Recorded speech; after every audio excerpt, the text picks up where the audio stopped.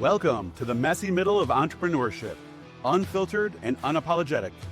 Uncensored Entrepreneurs, hosted by Starr Codd, Robert Wall, and Tina Torres-Wilson, brings you real stories from the trenches of building a business. Those late nights, hard lessons, big wins, and everything in between. This is where the truth about entrepreneurship lives. No fluff, no filters, just raw, honest conversations with founders who have lived it. So, if you're over the highlight reel and you're ready for the real deal, hit play. What does it take to build a business that works for your life, not the other way around? Today's guest, Laura Rike, is a Pinterest strategist who helped countless entrepreneurs generate leads and sales without trading sleep for success. But behind the systems and strategy, there's a CEO who made a bold choice to take every Tuesday off to spend with her kids and to build a business that could support that decision. This conversation is about designing your business with intention and using platforms like Pinterest to grow sustainably. So whether you're still doing it all by yourself or you're ready to step into more space with some support, Laura brings sharp insight, tangible tools, and a grounded perspective on what it really means to scale with balance. Laura, welcome to the show. Woo! Thank you. Oh my gosh, Laura, I'm so excited. For those of you guys who don't know, Laura is one of my clients and friends, and she's part of my team. And Laura, welcome to Uncensored Entrepreneurs. Thank you so much. I'm so excited to be here. And I talk about taking every Tuesday off. I talk about it in my marketing, but it just it sounds good. It reads well. Yeah, really it's different to hear somebody say it. I almost got goosebumps and wanted to be like, you're like, who is that girl? So I love it. You take every Tuesday off? 100%. Yep. Awesome. Okay, so what days do you work? Wednesday, Thursday, Friday? Yeah, so Mondays, Wednesday, Thursdays, and then I actually, this year started taking half Fridays off. Trying to get me. She's like, why are you working at 4 o'clock on a Friday? Yeah, so I'm normally done. I'm trying to be done by noon, especially in the summer. I have older kids and younger kids. We've got a great big span. But especially in the summer, if I'm off early, listen, I either take a nap or I pick them up early. You get me on whatever. I understand that feeling too. But yeah, so I love it. It's been great. Every Tuesday, it's been a tradition with all my kids. So even now, my 17-year-old tends to, if he has the day off, come with us. So I have 3 kids, a 4-year-old, an 8-year-old, and a 17-year-old. And the 8-year-old this year for summer came up like this, a bucket list that he wants to try a new location every Tuesday. He doesn't care if it's a beach, a park, a hiking ground, whatever. So I've got this big, huge list and we've been tackling it. Just checking it off. I love that. I miss my kids being that little. So you're going to miss it once they're gone. Yep. Okay. So Laura, you're a Pinterest fanatic. How did you get into this? Because I was a Pinterest whore back in the day. Everything on Pinterest. My closet was on Pinterest. I was like, yeah, I just pick out my shirt and my pants. It was that organized on Pinterest. So how did you say, you know what, let's turn Pinterest into a business? Yeah. So I started out as a VA, honestly. I really was craving for something to be at home with my 17-year-old when he was younger. And I was going to school. My husband was supporting me. He was 1 year old. And I was like, okay, I'm going to finish my degree in marketing because then I'm going to find this thing. And the internship that I took actually led me into doing virtual assistants back before it was even called virtual assistants. This was 16 years ago, right? So I was like, okay, we're going to do this. I was doing it for few years and I got really frustrated and really burnt out. And my kid even closed my laptop and was like, why are you working all the time? I know. So I was like, anger sets in, but guilt does as well, right? Yes. And so I was like, okay, I need to figure out what part of this VA that I love. Yeah. I have a graphic design degree. I have a online advertising and marketing degree. And so I started kind of pulling apart each of the pieces that I was doing, what I loved, what I didn't love. And it really landed on I still love graphic design. I still love that joy of creating things. So I started doubling down on Pinterest. I want to say that I was like, okay, we're going for it. And it took a couple of years of back and forth, right? Because money is money. And I was like, well, I still want to provide. So maybe if I only have one VA client and I do Pinterest over here. But I have been doing only Pinterest for about 14, 15 years now, like solidly. And I started doing ads for Pinterest around 5 or 6 years ago, solidly. Nice. And it's just been so much fun to start to see the moves and the changes. And even like Robert, you were talking about product only on the platform versus service based only, and like being able to really help not only serve my clients, but bring that education out there. Like there's doers and delegators, right? So the doers still need to understand if it's going to work for them. And I want to be able to help them see past this like myth of it's only for a certain type of person or a blogger or whatever. And so yeah, there's a stigma, right? Stigma around Pinterest. Like I said, when I saw the migration, I loved, I'm a big traveler, right? And so for me at the time, it was like just a lot of travel posts, places I want to go, places I've been, things that I want to talk about. And I never really used it as a resource for business. And now I'm seeing people stepping up over the last few years. Plus, let's just factor in the other thing about all the negative aspects of other platforms, right? Like meaning you're battling with the algorithm and on other platforms that we won't mention. It's harder to market and advertise in that space. And so I love that you found this niche and it's something that yourself, right? Like love and you're passionate around about using that platform. So tell us a little bit more about that. Just like the stigma when you're working with clients in general, what typically do you hear when they're trying to make this migration in the space? Yeah, I mean, a lot of times more recently, it's been overwhelmed. Instagram's draining their time. Word of mouth is working, but they can't scale with it. They're looking to, get that visibility for something they know is already working. But then also getting past the do I need this stall, right? Because you can get leads. That doesn't mean they're qualified leads. That doesn't mean every lead is considered equal. And so really having that burnout of like, okay, I'm visible, but is it actually working? Helping them understand that the leads are different, the sales are different. We still have an algorithm, but I don't like that word, honestly. I feel like it scares people because of the way that other platforms handle it. And so I call it the Pinterest computer and the Pinterest user. And that's really the two things that you got to focus on in your strategy, because they come and they're like, I post 7 times a day on Instagram and I've gotten leads from it, but they don't care. They're like dead in the water leads because you're finding them when they happen upon you. You're not past the, is this going to help me? Does this serve me? One of the things that you taught me when we first started working together was that Pinterest is different. It's not a social media platform. Can you kind of go into a little bit more on that? Yeah. So it has social-esque type abilities to it. I was like, okay, all the social medias, Twitter, Pinterest, Facebook, Instagram, TikTok. You're like, no, take Instagram over Pinterest out of there. Yeah. And I mean, that's the thing too, is like, it's got the social side of it, right? You can go and you can save. They were called repins. They're called saves now. Like you can go and do all that stuff, but it's not what it is at the end of the day. At the end of the day, it is a visual search platform. It's not something that you need to focus on to be able to have multiple conversations, right? The conversations happen afterwards. You can lead them to the conversations. You can lead them to the sales funnels, the lead funnels.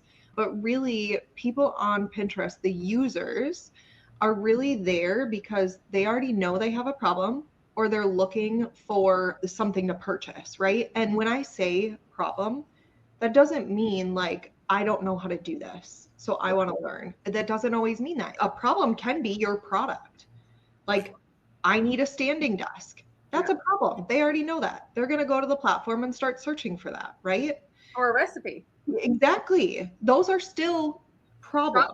What is your problem? I don't know what to cook tonight, so I'm going to go to Pinterest and pull that up. Exactly. And so it doesn't matter if you're service-based, e-commerce, blogger, whatever. They come to the platform ready to consume, ready to purchase, ready to get past this block that they have. And so you don't have to sell to them that you are the right offer, because they already need that, whether it's a service or a product. You just have to convince them that you are the right person. And we do that with the quality in our content and where we're leading them. And then the things that come after, right? The conversation that comes after, the emails that come after, whatever it is. You just have to show up for what they're searching for. And that's the biggest piece that is so different from social media. You could do ads on Facebook, you could do ads on Google, whatever. They're still happening upon you. And people, I'm going to die on this hill. They're like, well, but you can search on TikTok. Yes, but TikTok doesn't click through to the solution. They can learn from you. Right. It's a nice little like touchy feel with maybe people that have things in common, but there isn't really a big conversion, right? No. Yeah, and yes, you can put the chat bots, you can connect all the things so they like comment this word and here's a message. It's not instantaneous. I do that in my marketing. It still works. I'm not saying don't do it. I'm not saying only focus on Pinterest, but Pinterest should be a big piece of it because we are an instantaneous world. I'll just say it. We are. Like, we want things now. We think of an idea and we want to implement it, right? We think of a thing we want to eat and it needs to be in front of us. And so if you give them multiple steps, they're going to drop off somewhere. That's more holes for them to fall out. On Pinterest, they click through, they get it. Like, they click through, they give you their email. They click through, they purchase the product. They click through, they watch your YouTube video, listen to your podcast, whatever it is. And so that's really differentiator between what you're already doing in your marketing. Again, I want to be very, very clear. I'm not saying blow up all your marketing. This needs to be a piece of it, right? Yeah. Wouldn't there be a misconception that people are looking for services from service providers on Facebook or Instagram, but they're just looking for products or, like Tina was saying, clothes, furniture, and things of that nature on the platform that you serve, Pinterest? How can you get over that misconception that there are people that are looking for actual services on Pinterest? Yeah.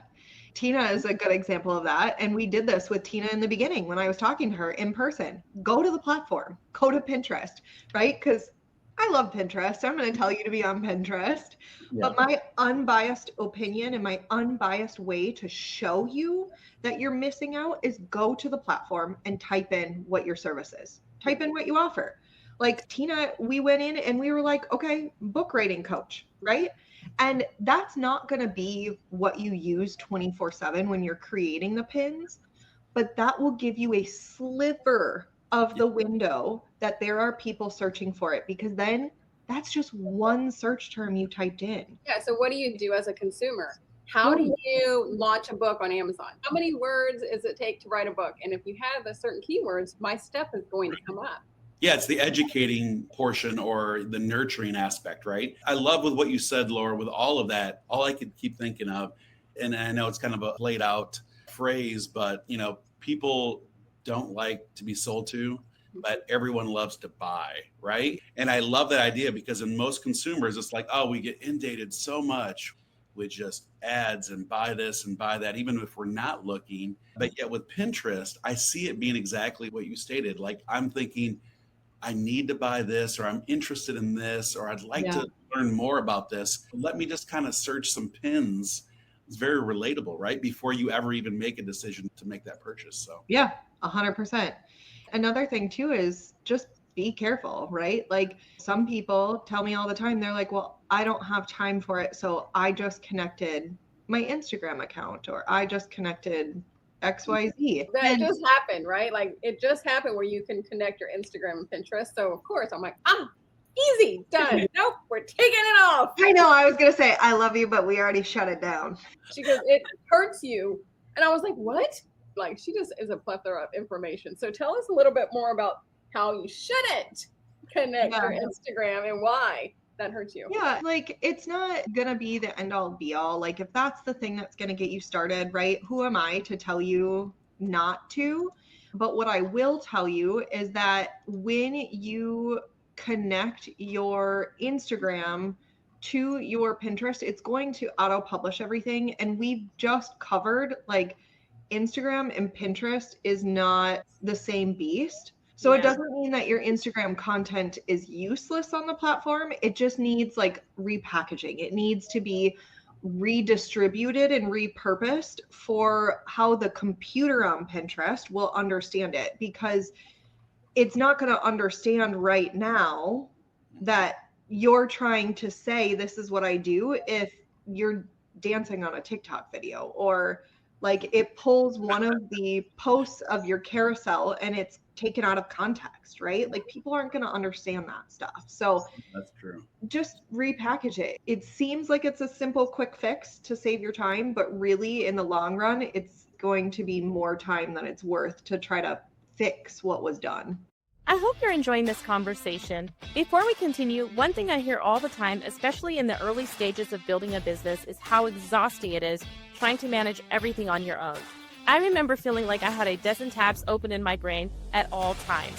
That's exactly what inspired me to create She Has Clients, an all-in-one sales and marketing platform for entrepreneurs who want to grow their business without patching together a million tools. If that sounds like what you need, you can learn more at shehasclients.com. Now let's get back to the conversation. Can you talk a little bit about some of the lead generation strategies that we as service providers can use on Pinterest? And I do actually have an e-com business, so I'm also interested in e-commerce as well. So anything that you can share to give us insights on how we can actually be leveraging that platform for sales ultimately? Yeah, for sure. So you can lead to anything that has a link. So I guess, Starr, I will ask you, like, where do you have the most lead conversions right now? For e-com? Anything. Wow, that's an interesting one. As far as Facebook goes, I do a lot of work on Facebook. So a lot of my work actually happens in the DMs through conversations. I do have a SaaS product that I sell, and we offer a 14-day trial. So we do have traffic going to that landing page for that specific product. So that's something that I could instantly see, you know, pushing on what we do over with the SaaS product on Pinterest. Great. So that's an easy win, right? Like create 5 to 10 pins leading to that 14-day trial. Go directly there. Each pin is going to target a different person in their love language with a different keyword, a different phrase, something that they're dealing with, so that you can hit multiple people in their stages, right? That's how you're going to stack it. That's how you're going to be able to repurpose that content. You don't create one pin for one URL. It's never going to work that way. You're going to burn yourself out. Let's talk about the Facebook thing though, right? Because I have a lot of people that are like, okay, I need to have that conversation. I need to make sure that they're the right fit. And that's totally fine. That works.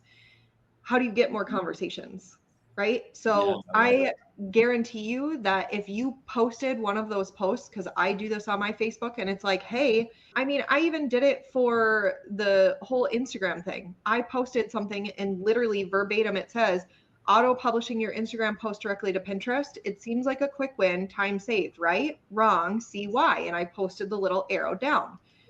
In there, I am having conversations with people. In the comments, I also ask them to either send me a message or comment with a trigger word, because then I can reply with those trigger words. But you could do a post like that, and then you can lead back to that specific post on your Facebook profile. And the posts that are working, the posts that are getting engagement or getting those conversations or are hitting the right way, that's what you lead to with Pinterest. If it's a reel, and you're like, okay, send me a DM, use that one, right? It doesn't have to always be a web page to be a lead magnet.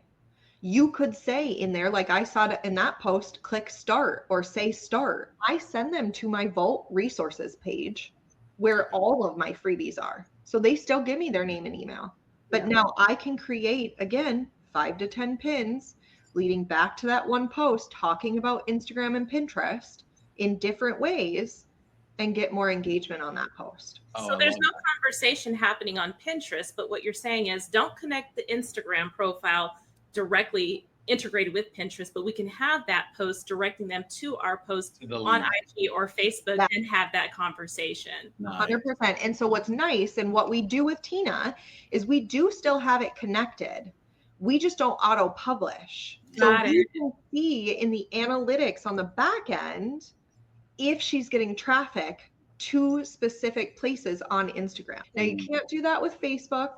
You can't do that with like a YouTube video or things like that because you can't claim those accounts, but you can claim like a URL for your podcast, your website URL, things like that. So if you have a specific domain that you can also control, then you can see traffic for those in the analytics and now Instagram. Yes. Seeing the click through, basically. But you'll see it if people start commenting. You'll see it if you start getting more views on your videos on YouTube. If you get more podcast downloads, you're going to see that, right? And we can track that in Google Analytics as well.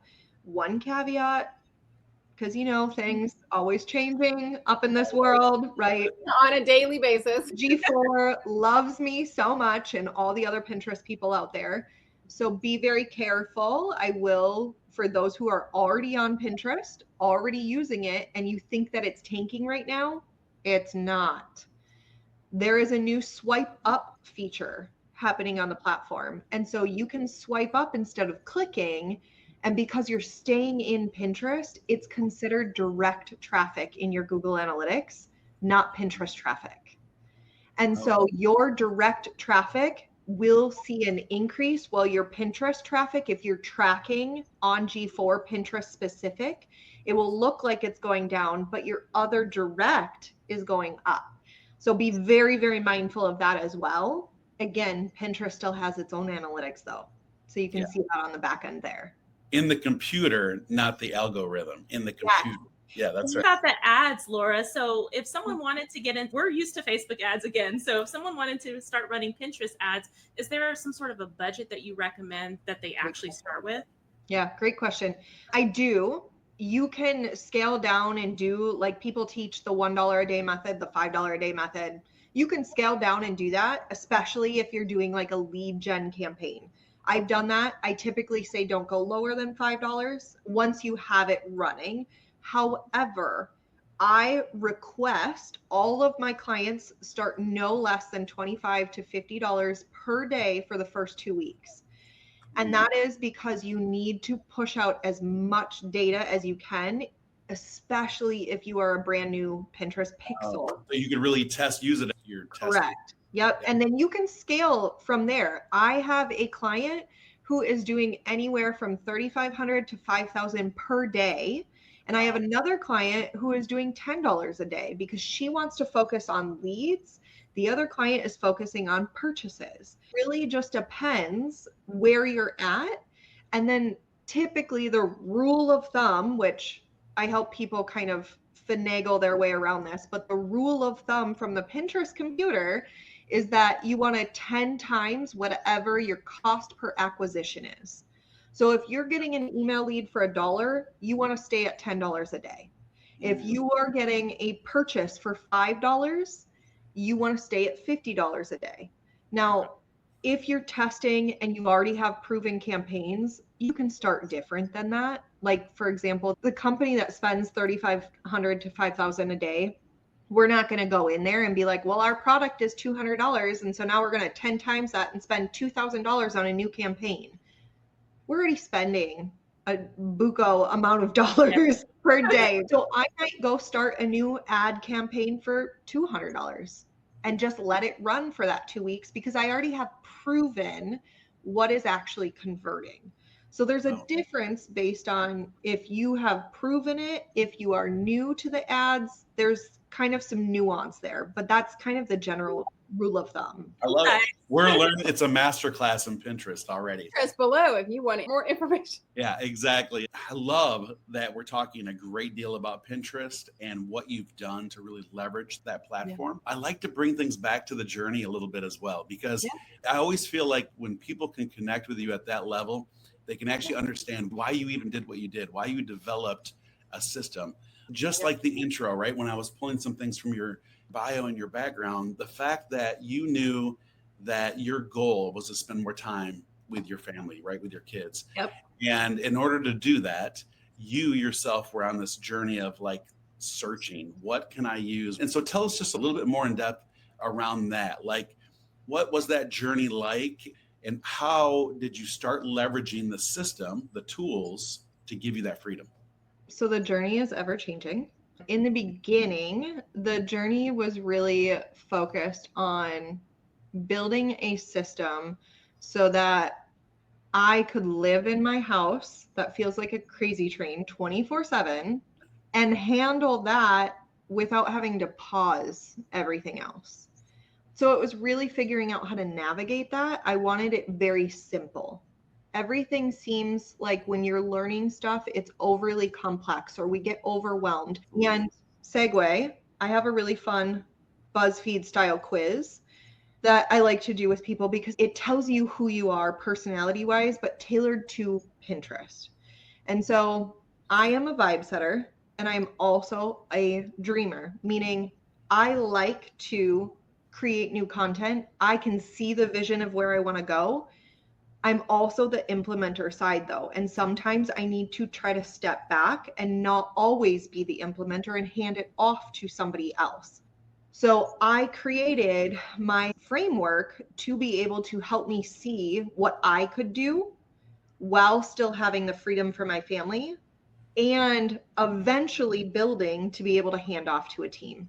It's broken off 4 steps: setup, systems, strategy, and scale. And so you really just focus on what is the setup that I need? What are my goals? What are my aspirations that I want for my business? And how can Pinterest help me with that? And then we focus on what are those foundational things that we need to be able to do that. The systems goes into what can help me achieve those goals, right? Pinterest is a system, but there's other systems that you need to make it work. Canva, PicMonkey, ChatGPT, right? Like Tailwind, schedulers, like there's a list of things. And so making sure that we have a structured that's going to work for us, not for the person next to us, but how we work. Then it's the strategy. Like we touched on it, 5 pins for 1 URL, minimum 3. Then you can batch create. And everybody's always preaching, schedule out, be ahead, batch create. Like that's going to help. And then scaling, looking at the analytics, what is working, what is serving you, what's not, drop what's not. Like it's not going to be a, this is what you have to do 24/7 on Pinterest. You focus on what is actually serving you, what is actually reaching that goal for you, and then do more of that and amplify that. And so really creating that helped me kind of get on this journey of feeling like, okay, I've kind of got my ish together, right? I can do this. I started growing. I have the agency side now where I have 2 wonderful ladies who are my account managers with me. And then I do have junior graphic designers with me now. We're a very small and lean team, but like I also realized I really loved coaching them to be able to help my clients as well. So then birthed the coaching program, right? So now we do management and coaching, and this will be real and raw. I'd like to say that's where it stopped. I've had ups and downs. I am a fully transparent open book. I am writing a chapter with Tina about how literally up until about 3 weeks ago, I never told even my husband that I was dealing with postpartum depression with our 3rd child. And she's only 4. So mind you, this is like real and raw with you guys right now. I went through, and I still feel like I'm past it, but still healing from it, right? I went through having a bubbly, driven personality expert, like that people see me as, while still hiding this other piece so deeply that my own family didn't even know, and still being able to grow the business with Pinterest. Because I will tell you, to toot my own horn for a second, the summer months are really hard for people to start new platforms, start new things. And so I've just always known like summer is going to be slower for us. Don't launch anything in the summertime. Don't launch anything in the summertime.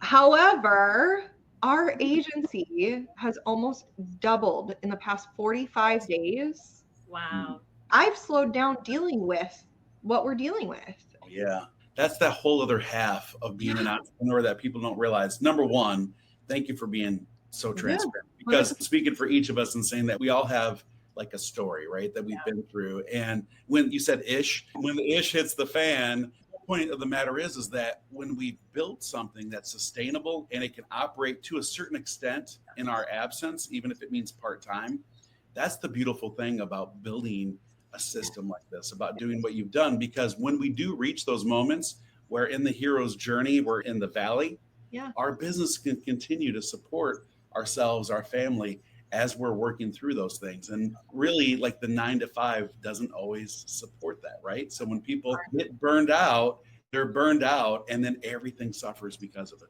Yep, 100%. And Laura, I love how transparent you are with, postpartum. And I love you anyways, because we're friends outside of work. But it is so hard to be an entrepreneur. A friend of mine posted the other day that entrepreneur, you got to check your mental health daily, because it is so hard to be an entrepreneur and keep your mental health.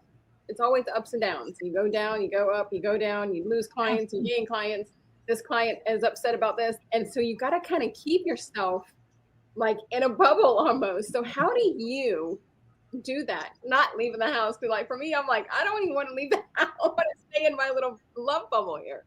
Yeah, I don't leave the house. Like my family drags me out of the house on Tuesdays. Okay. I find reasons for my husband to bring my daughter to dance and gymnastics because I just don't want to leave at the end of the day.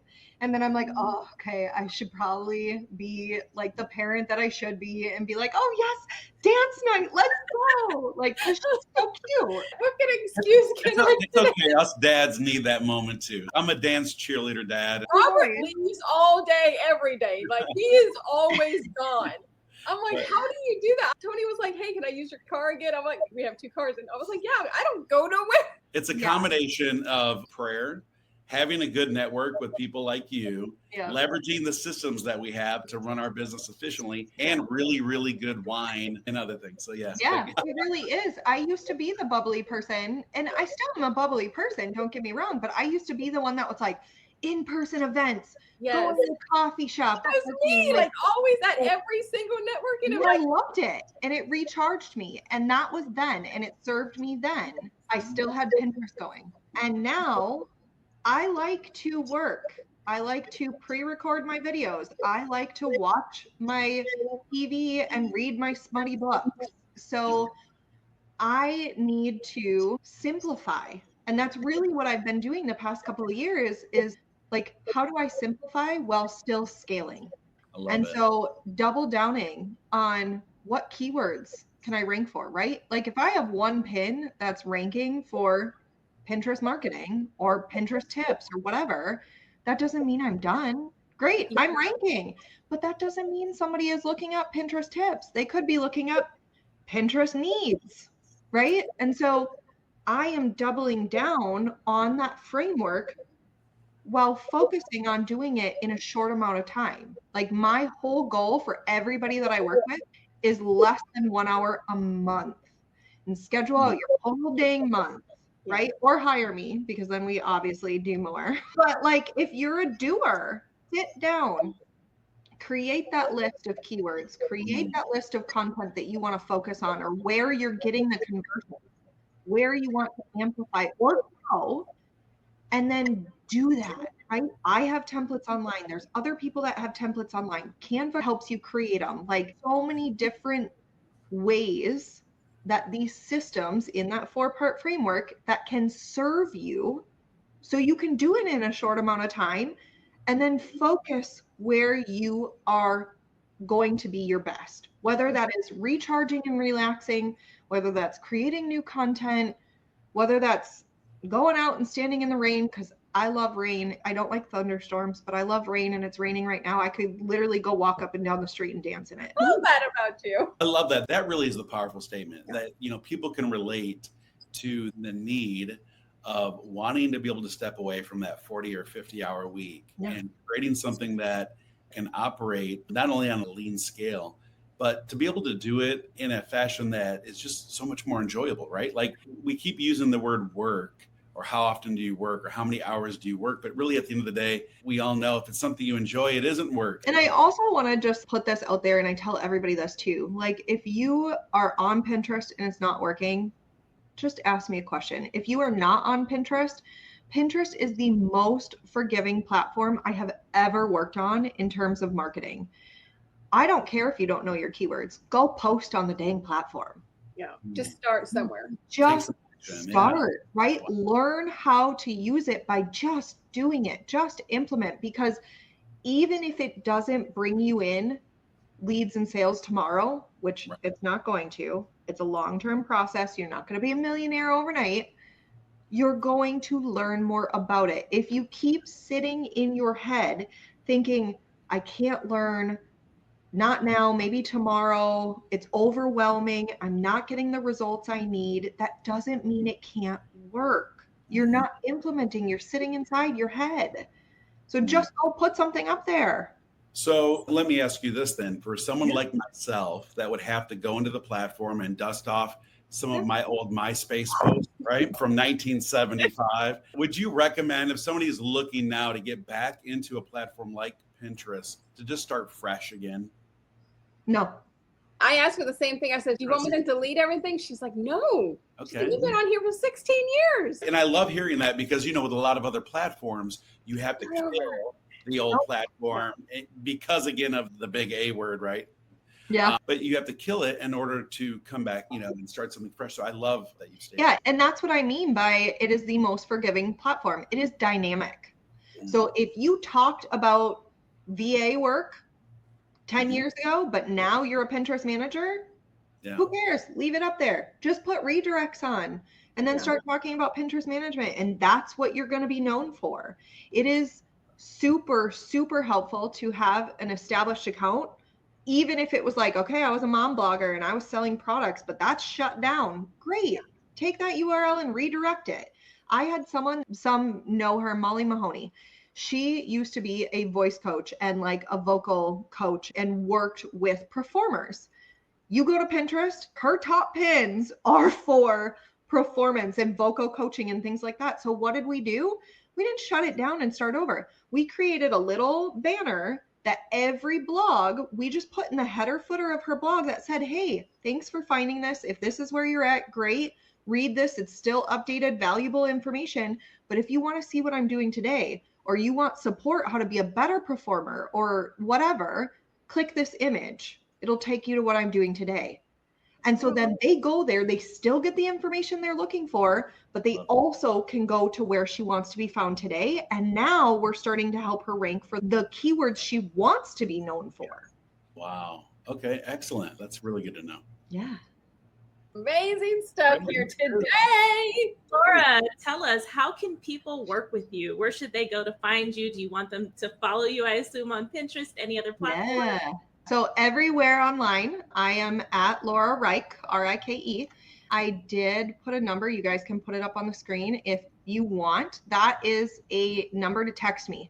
Text me any of your questions. I'm totally open to it. I also would love to help you find your alter ego with Pinterest, to know how to better plan out your time and your strategy and your schedules and things like that.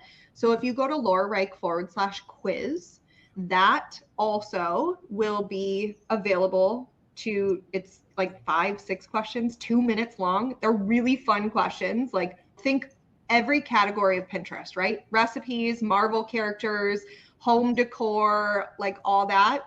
Answer those questions, super fun. And then, find me online, find me anywhere. And I'm an open book, like I said. So anything you need, I got you. And she's going to be a soon-to-be best-selling author. Yes. I'm so excited to read that. So my wife will be yes. Kelly, his wife, is in Be a Glow Stick Girl. Oh, yeah. for her as well, to really she's a very private person. And by the way, I can absolutely just expect her to be reaching out to you at some point in time. Yeah. Because she is on this journey now, right? She's been in corporate America for so long. She loves what she does. But it's that same thing. You reach that moment where you're like, I just want a little bit more time at home with my kids. to experience that. So. And whatever it is, right? You want a little bit more time to create more podcasts. You want a little bit more time to be with your kids. You want a little bit more time to go get a massage. Like, it doesn't matter. Nobody judges. Nobody cares, or they shouldn't. I should say, I don't judge. Yeah, you shouldn't judge and you shouldn't care. But, everybody has those. This is like the perfect thing to try to get into, to be able to help give you that time freedom while still staying consistent. Well, Laura, thank you so much for being on the show today. We're definitely going to have you back on again, because I'm sure there's a lot more we could dive into, right? Peel back a lot more layers in regards to some of the things you're doing. I know for myself and many others, we're already going to immediately go off to Pinterest and see what that old, like I said, the 1975 platform looks like, kind of dust some of those things off. And for those that will be tuning in and listening to the podcast when it goes live, we will have all of your links, your phone number, and all the ways that they can connect with you directly. You can find Laura Rike, it's Rike, across social media, especially on Pinterest. And her business is Simply Pintastic. Isn't that adorable? I love it. I love it too. Simply Pintastic. And you can reach her directly, her website and some of the content and material that she has at laurarike.com. But you can also go to laurarike.com/quiz to be able to dive in to some of the things that you talked about before, to see where all those pieces come together. So that was a quiz and see where you're at. Yeah. I was just going to say, we also have tons of free goodies and stuff like that at laurarike.com/podcast. And it will specifically call you out for thanking you for listening to this podcast and me ramble on about all things Pinterest. I love it. And I plan on doing some podcast swaps with you later. Did we just come up with a new Pincast? There you go. All right, Pincasting. Anyways, we appreciate it. Thanks for listening to The Uncensored Entrepreneurs. If you're getting value from the show, take a minute to rate, subscribe, and leave a review wherever you tune in. It helps more bold entrepreneurs find us. Until next time, keep showing up, uncensored and unapologetic. And we'll catch you on the next episode.